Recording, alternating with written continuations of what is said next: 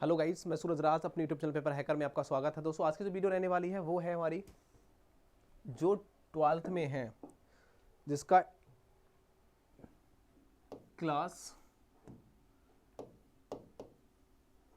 12 है, उसके लिए जो क्लास 12 में है, याद रखिए उनके लिए क्या है, जो केमिस्ट्री की बात करूंगा। केमिस्ट्री 2021 में आने वाले क्वेश्चन,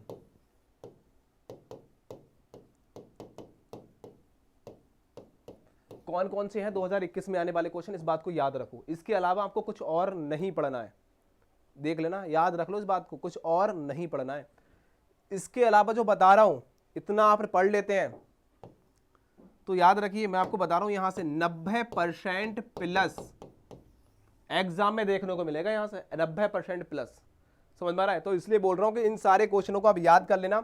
कोई भी है, कोई भी प्रॉब्लम आती है, आपका एडमिट कार्ड ना है, एडमिट कार्ड में नाम गलत है, संशोधन कराना चाहते हैं, नहीं हो पा रहा, कॉलेज वाले नहीं करके दे रहे हैं, बहुत सारी बातें हैं जो हम आप तक नहीं पहुंचा सकते। यूनिवर्सिटी में कोई दिक्कत है, यूपी की किसी भी यूनिवर्सिटी में कोई आपको प्रॉब्लम आ रही है, हम आपको सोल्यूशन देंगे, हम आपको वो चीज काम करा के देंगे। समझ में आ रहा है? कोई भी दिक्कत नहीं होगी लाइफ में, हमारा साथ दो, हम आपका साथ देंगे। ठीक है, तो चैनल को सब्सक्राइब करो, लाइक करो, शेयर करो। आपका भाई बहन BA, BSc, BCom, MA, MSc कुछ भी कर रहा है, या फिर बीएड में एडमिशन लेना चाहता है, एमएससी में एडमिशन लेना चाहता है, एमकॉम में जो भी जा रहा है, कोई दिक्कत आ रही है यूनिवर्सिटी में, देखिए बरेली हो जाए, यूपी की किसी भी यूनिवर्सिटी में कोई दिक्कत आ रही है, हम आपको पूरी हेल्प करेंगे कहीं से कहीं तक भी। ठीक है, लेकिन हाँ, नकल मत करना यार, नकल करते हुए पकड़े मत जाना, बस यही दिक्कत मत करना, बाकी कुछ भी प्रॉब्लम हो सोल्यूशन हम देंगे।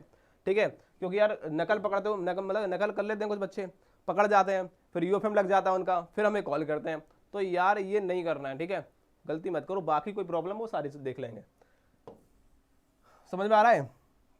कोई भी है, आपका भाई बहन कुछ भी है, BEd, D pharma, B pharma, M pharma, जो भी करना चाहता है, एडमिशन लेना चाहता है, तो एक बार कांटेक्ट जरूर कर लेना। किसी भी कॉलेज में सबसे ज़्यादा, सबसे कम, बहुत फीस लेते हैं वो लोग कॉलेज वाले, सबसे कम फीस में एडमिशन कराऊंगा मैं आपका। ठीक है, याद रख लेना, कोई भी करना चाहता है तो पहले क्वेश्चन पे टिक लगा लो जो 2021 में आने वाले क्वेश्चन है। कौन कौन से? पहले कहोगे, पहला क्वेश्चन हम याद करेंगे पहले चैप्टर के अंदर, ठोस अवस्था में सॉल्ट के दोष किसे कहते हैं। फिर क्वेश्चन याद करेंगे फ्रेंकल दोष की परिभाषाएं। उसके बाद में देखेंगे अंतराकोशी कोश, देखिए अंतर जो कोशी दोष होता है उसके बारे में देखेंगे। साथ उसके बाद में सबसे ज्यादा इंपॉर्टेंट होता है वो होता है एफ केंद्र को याद करेंगे, सॉल्ट की दोष, फ्रेंकल दोष, और देखिए ठोस कठोर क्या कहते हैं। देखिए ये ठोस कठोर होता है वो क्या होता है, बस तीन को याद करेंगे इसमें। एक तो इसको याद करिए, एक इसको, एक इसको और एक इसको, बस इसको छोड़ दीजिए। इसको क्या है, इसको याद मत करिए, नहीं आएगा ये, बस इतना याद कर लीजिए। यहाँ से चैप्टर से इतना ही आपको याद करना है, बाकी कुछ याद नहीं करना है। चैप्टर नंबर 2 में पहुंचना है, आपके पास बुक है, नोट्स है, गैस पेपर है, जो भी आप जिसमें आप जिससे आप तैयारी कर रहे हैं उस पर टिक लगा लो। दूसरे चैप्टर में जाएंगे, निर्मलता किसे कहते हैं, मोलरता किसे कहते हैं, इसकी परिभाषाएं, और राउल्ट के नियम इज मोस्ट इंपोर्टेंट एग्जाम 2021 के लिए, वेरी वेरी इंपोर्टेंट। ठीक है, और उसकी सीमाएं, मतलब जो सीमाएं क्या कहते हैं इंग्लिश में, उसे कहते हैं लिमिटेशन। क्या कहते हैं? लिमिटेशन। क्या कहते हैं? सीमाओं को इंग्लिश में लिमिटेशन बोला जाता है, इसको याद कर लीजिए। हिमांक का अवनमन, हिमांक का अवनमन किसे कहते हैं, उसकी बिलियन की जो मूलरता है उसे ज्ञात करना सीखना, मतलब किस प्रकार से हम ज्ञात करेंगे। हिमांक का अवनमन किसे कहते हैं, और हिमांक के अवनमन से बिलियन की मूलरता को हम किस प्रकार से ज्ञात करेंगे। उसके बाद में आता है पराशण दाब तथा पराशण दाब के अवनमन में संबंध और उनका नियमन। ये आपको नियम वगैरह देख लेना है। ठीक है, उसके बाद में आपको नेक्स्ट क्वेश्चन पे टिक करना है, वो है क्वथनांक। देखिए क्वथनांक में उन्नयन तथा बाष्प दाब में अवनमन में संबंध आपको देख लेना है, मोस्ट इंपोर्टेंट क्वेश्चन है, इसके अलावा कुछ नहीं देखना। पराशण दाब का नियम, तो पराशण दाब के नियम को आपको याद कर लेना है। मैं आपसे वादा करता हूं कि आपको फेल नहीं होने दूंगा, और चाहे कुछ भी हो जाए टॉपर बन जाओगे, तुम सच बता रहा हूं, इन क्वेश्चनों को याद कर लोगे, तुमसे कोई पीछे नहीं है, याद रख लेना। समझ में आ रहा है? तुम ही सबसे अगले होगे जब कुछ हो जाए, तो अच्छी तरीके से याद कर लीजिए। कुछ भी हो जाए, कुछ भी हो जाए, इन क्वेश्चनों को ही पढ़ के जाना, बाकी कुछ नहीं देखना है, बाकी कुछ नहीं देखना, याद रखना।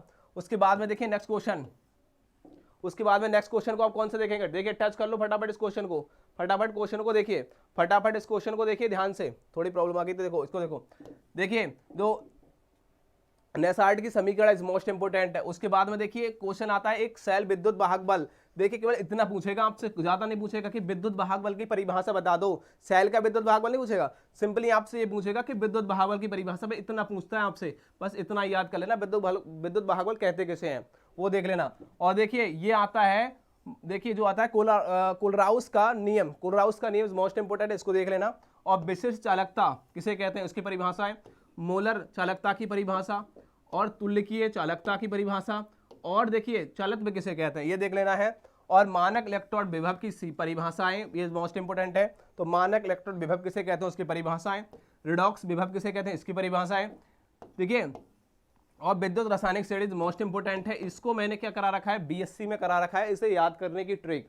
बीएससी की सारी क्लास चल रही है, ठीक है। आप इंटर करने के बाद बीएससी में जुड़ जाइए, बीएससी की क्लास ले लीजिए। पास होना है तो बहुत ज्यादा बच्चे फेल होते हैं फर्स्ट ईयर में, याद रखना, इसलिए बोल रहा हूं। उसके बाद में नेक्स्ट क्वेश्चन की बात करूंगा। देखिए चैप्टर नंबर 4 में पहुंचेंगे, रासायनिक वाल्मीकि बाल गतिकी पे देखेंगे चैप्टर को। उसके बाद में देखिए पहला जो हम चैप्टर क्वेश्चन पर टच करेंगे वो है औसत वेग किसे कहते हैं। उसके बाद में शून्य कोटि की अभिक्रिया। अब देखिए शून्य कोटि की अभिक्रिया, प्रथम कोटि की अभिक्रिया, द्वितीय कोटि की, तृतीय अभिक्रिया, ये ज्यादा होती है। सबसे ज्यादा जो एग्जाम में पूछी जाती है वो शून्य कोटि की अभिक्रिया पूछी जाती है और प्रथम कोटि की अभिक्रिया पूछी जाती है। मतलब कि कोटि अभिक्रिया, जो अभिक्रिया की जो कोटि है वो कितने प्रकार की होती है, आपको हुए 3 प्रकार की होती है, प्रथम कोटि, द्वितीय कोटि, तृतीय, और साथ ही साथ एक होती है शून्य कोटि। शून्य कोटि अभिक्रिया और प्रथम कोटि अभिक्रिया, ये 2 क्वेश्चन सबसे ज्यादा रिपीट होते हैं एग्जाम में, और यही आपको बीएससी में पूछे जाएंगे, यही क्वेश्चन, ठीक है, ये याद रखिए। उसके बाद में होता है, देखिए अर्ध आयु काल किसे कहते हैं, और देखिए अभिक्रिया, देखिए कहता है अभिक्रिया वेग, उसको देख लेना है, ठीक है। और देखिए ये होता है आणविकता और उनकी कोटि में संबंध, इसको देख लेना है, बस आपको और कुछ देखने की जरूरत नहीं पड़ेगी, मैंने ये पहले ही बता दिया। अभिक्रिया कोटि किसे कहते हैं, अभिक्रिया कोटि को देखोगे तो ये सारी की सारी आपको देखने को मिलेंगी, शून्य कोटि अभिक्रिया, प्रथम कोटि अभिक्रिया, द्वितीय कोटि, तृतीय कोटि अभिक्रिया। तो आपको 2 ही याद करना है, शून्य कोटि और प्रथम कोटि, बाकी द्वितीय और तृतीय को छोड़ देना है, ठीक है, उसे नहीं पढ़ना है, वो एग्जाम में नहीं आएंगी एग्जाम में। उसके बाद में देखिए 2021 के एग्जाम में यही क्वेश्चन आएंगे, बाकी कुछ नहीं आने वाला। यूपी के आप किसी से हो, आप यूपी बोर्ड से हो, उत्तराखंड बोर्ड से हो, कुछ भी हो, आपके लिए यही हाई स्कूल के लिए most, high school, inter, BA, BSc, BCom, सबके लिए हम इंपॉर्टेंट क्वेश्चन देते हैं, वो याद कर लीजिए। प्लेलिस्ट में जाकर सारी वीडियो देख सकते हैं, डिस्क्रिप्शन में लिंक दे दूंगा, ठीक है, वहां जाकर देख लीजिए। उत्प्रेरक किसे कहते हैं, उत्प्रेरण किसे कहते हैं, कोलाइड किसे कहते हैं, कोलाइड विलयन किसे कहते हैं, स्वप्रण किसे कहते हैं, स्वप्रण गुणांक किसे कहते हैं, ये क्वेश्चन बनते हैं भाई। ये क्वेश्चन जो छोटी छोटी परिभाषाएं हैं जो आप याद करते हैं, हमेशा पढ़ते हैं, इनको याद कर लीजिए। ऋणात्मक उत्प्रेरण किसे कहते हैं, स्कंदन किसे कहते हैं, ब्राउनी गति किसे कहते हैं, और ये आपको नियम बहुत ही ज्यादा पूछा जाता है, हार्डी शुक्लेज नियम इज मोस्ट इंपोर्टेंट। उसके बाद में देखेंगे देखिए द्रव स्नेही और द्रव विरोधी कोलाइड्स क्या होते हैं, उनके उदाहरण देकर, और स्वर्ण संख्या इज मोस्ट इंपोर्टेंट। ये आपको देखो बीएससी में भी देखने को मिलती है, ये क्वेश्चन आपको बीएससी में डाल दिया गया है, बीएससी में स्वर्ण संख्या पूछता है क्या होती है, ये याद रखिए, इसको अच्छी तरीके से याद कर लीजिए। और कोलाडी विलयन का शोधन हम किस प्रकार से करेंगे, कोलाडी विलयन है उनका हम शोधन किस प्रकार से कर सकते हैं, ये क्वेश्चन बनता है। उसके बाद में आपको नेक्स्ट क्वेश्चन पर टिक कराना है। देखिए चैप्टर नंबर 7 पे पहुंचेंगे, और चैप्टर नंबर 7 में हमें क्या क्या याद करना है इसको याद रखिए। पी ब्लॉक तत्वों को देखेंगे, तो पी ब्लॉक तत्व क्या है, वर्ग, देखिए वर्ग आप जानते हैं, ग्रुप नंबर जो होगा हमारा वो 15, 16, 17, 18 में हमारा क्या है, पी ब्लॉक तत्व एलिमेंट आते हैं, पी ब्लॉक एलिमेंट्स आते हैं। तो उसमें हम क्या क्या देखेंगे, आप इस प्रकार से पहले क्वेश्चन को देखेंगे, अमोनिया का उत्पादन हैबर विधि द्वारा, हैबर विधि द्वारा आप कैसे करेंगे कि भाई अमोनिया है उसका उत्पादन हैबर विधि द्वारा ज्ञात करेंगे, याद करेंगे। उसके बाद में अक्रिय गैस कौन कौन सी होती है, उनकी परिभाषाएं, अक्रिय गैस कौन कौन सी है उन्हें याद करेंगे।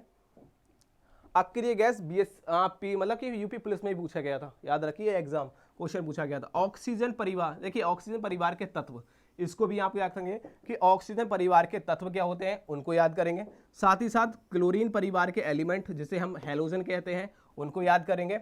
उसके बाद अमोनिया के निर्माण, देखिए हमने ऊपर पूछा था, पहले जो ऊपर वाला ये जो क्वेश्चन याद किया था वो किया था हैबर विधि से अमोनिया का निर्माण किस प्रकार से करते हैं, उत्पाद करना, निर्माण करना, बात वही है ना, बनाना, बात वही है ना। तो अमोनिया का निर्माण प्रयोगशाला विधि में, हम प्रयोगशाला में किस प्रकार से कर सकते हैं, अपनी हम जो प्रैक्टिकल देते हैं उसमें हम किस प्रकार से कर सकते हैं।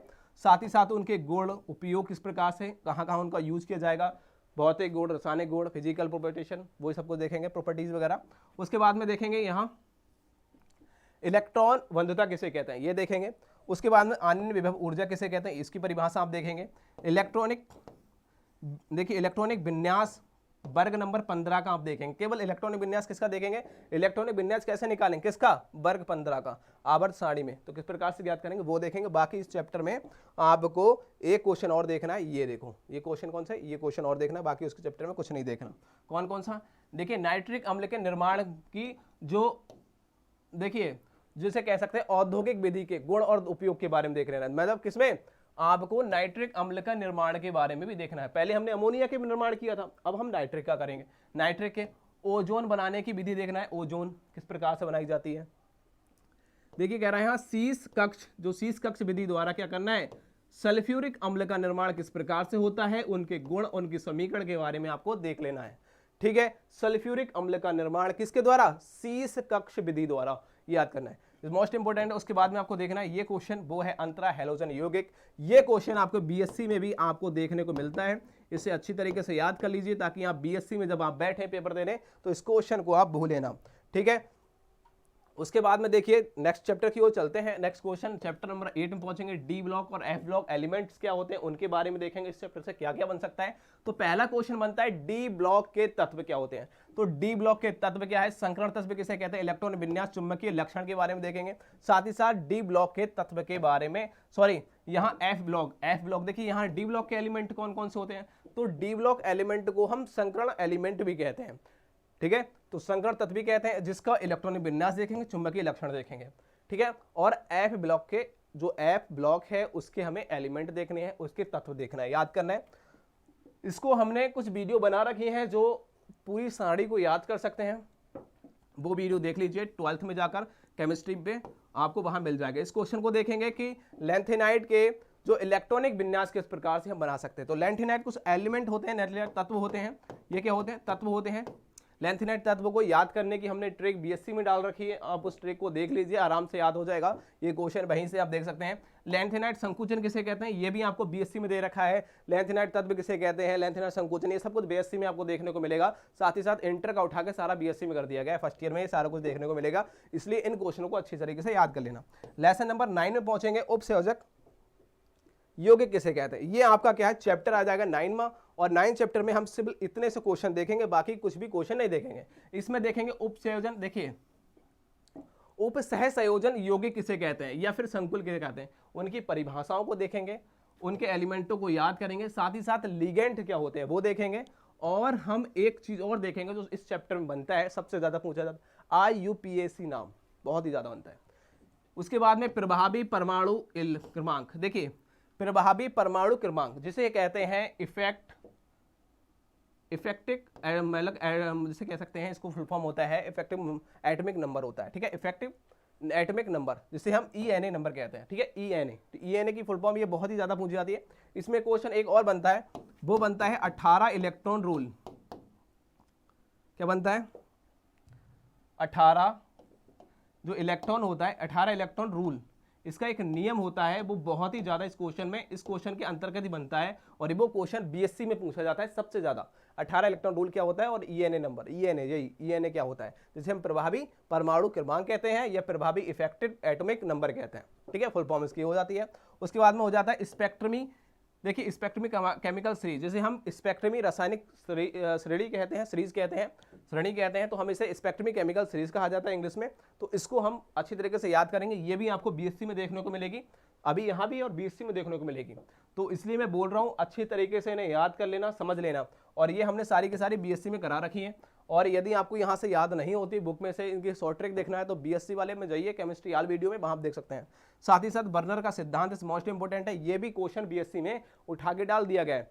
ठीक है, तो सारे के सारे क्वेश्चन वैसे तो 12th के हैं, लेकिन ये बीएससी में भी आपको देखने को मिलेंगे, क्योंकि जो हम हाई स्कूल में पढ़ते हैं वही इंटर में आ जाता है, और जो हम इंटर में पढ़ते हैं वही बीएससी में आ जाता है, तो सब कुछ वही रहेगा। तो कौन से पहुंचेंगे, चैप्टर नंबर 10 में पहुंचेंगे। इस चैप्टर में हमें ASN1 और देखिए SN1 और SN2 में अंतर, ये भी हमारा बीएससी में दे रखा है, और यहाँ भी आपको 12th में दे रखा है, तो इसे अच्छे तरीके से याद कर लीजिए, बीएससी में आपको फायदा देगा काफी। उसके बाद में बुट्स जो अभिक्रिया है उसको याद करिए।